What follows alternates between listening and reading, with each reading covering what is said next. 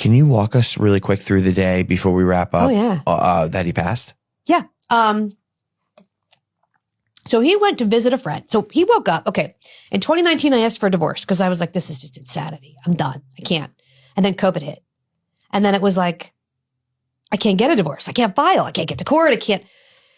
So he's like, listen, everything is going to go crazy. Let's just buy a house. We'll split it and we'll have separate ends of the house. That's what we did.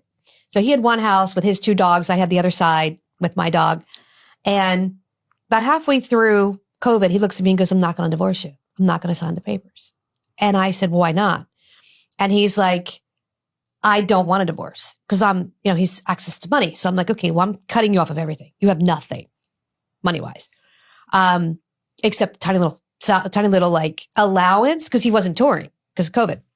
And that was it. So I kept saying, I really want to divorce you, but I can't just give you a bunch of money. You're going to overdose. So I went to an attorney and I said, how do I do this safely and put money for him in a trust that he has to be sober for? Attorney said, you can't. He's your husband. He's not your son. Can't. So I said, if I divorce him and he signs the papers, he's got to get a chunk of money. He'll be dead in 30 days. That chunk of money. So I didn't know what to do. I was like, I don't know what to do. And it's COVID. So I just kind of waited it out. And finally I said to him, I'm going to take a trip. I'm going to Connecticut. I'm going to be gone for like 2 weeks.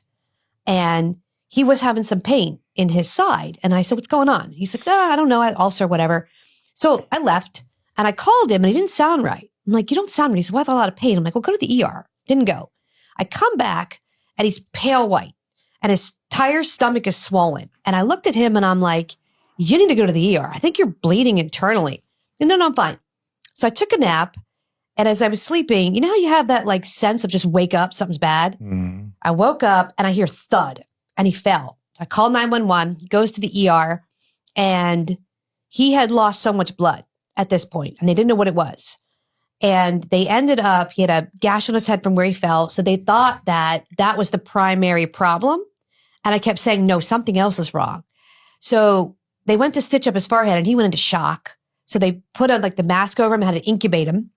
They found out that his hepatic artery, the artery that goes from the gallbladder to the liver, bust because there was a gallstone that went through that cut it. So what I was seeing was the gallstone was stuck and it was a slow bleed. So it was bleeding and then it tore.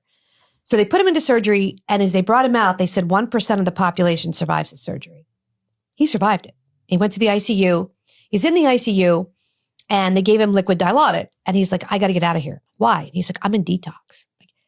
You're in detox and they're giving you liquid Dilaudid? Like, how